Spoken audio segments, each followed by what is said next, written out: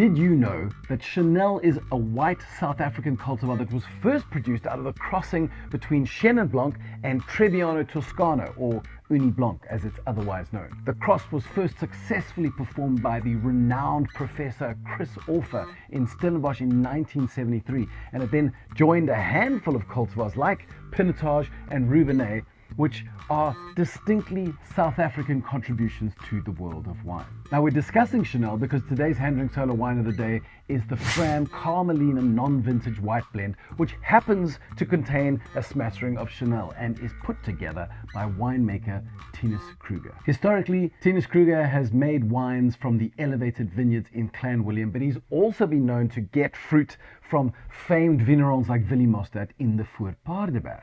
Quite excitingly, Tinus is also planting his own vineyards up in the tucked away, uber elevated little region of Piket-Bo-Berg, sitting at between 700 and 900 meters above sea level, up in the very northern end of the Swartland. Now, you've probably heard of me talking about Piket-Bo-Berg before because it is the same little region that is home to Johan Stompie Meyer's farm of Platteklip vineyards, where he makes his Mother Rock range of wines. It's also where he is about to vinify his very first 100% wine of origin Swartland Pinot Noir. But back to the reclusive Tinus Kruger's Carmelina white blend.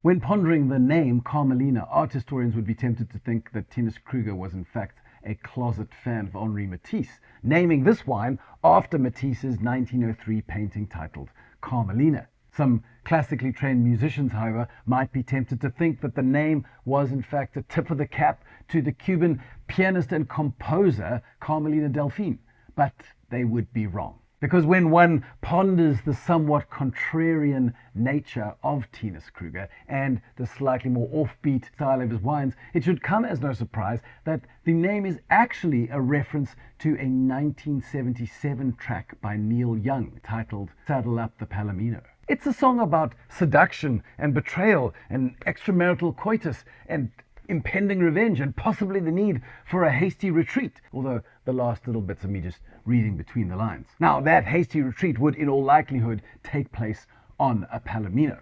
Now, in the song, of course, Palomino is a breed of horse, but in the bottle, Palomino is a grape, which leads us to our next question.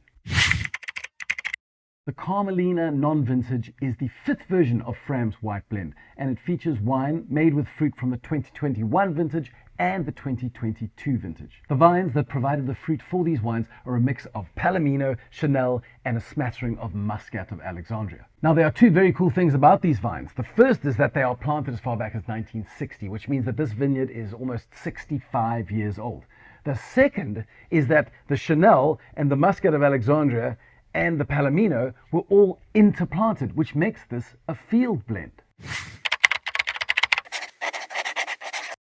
Field blends are fascinating little beasties, most of all because it has been quite well documented that when vines of different cultivars are interplanted, they begin to affect one another's growth and ripening cycles. The implication of this is that the ultimate fruit expression of a vine is strongly affected by the company that it keeps. So the appeal of a field blend is not that it creates a blend while saving the winemaker time because he doesn't have to mix anything in the cellar. What makes a field blend so special is that it creates a whole new sensory synergy that is generated by the seeming social network effect of these vines that are planted in close proximity to one another. If you want to learn more about this effect, there are two fantastic books, both worth reading. One is called The Secret Life of Plants, and the other is called The Hidden Life of Trees.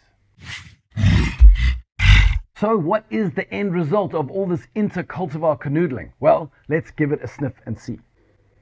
Well, when we do get into the glass, the first thing we encounter is not so much a direct expression of fruit, but rather a signature of the winemaker's hand in the whole process. Because there are these rather rambunctious notes of apple cider, dried herbs, pickled ginger elements, and also a kind of flinty, salty, savory gravel note like a dust road through a salt pan. Now, to me, all of these aromas speak quite heavily of an oxidative winemaking style.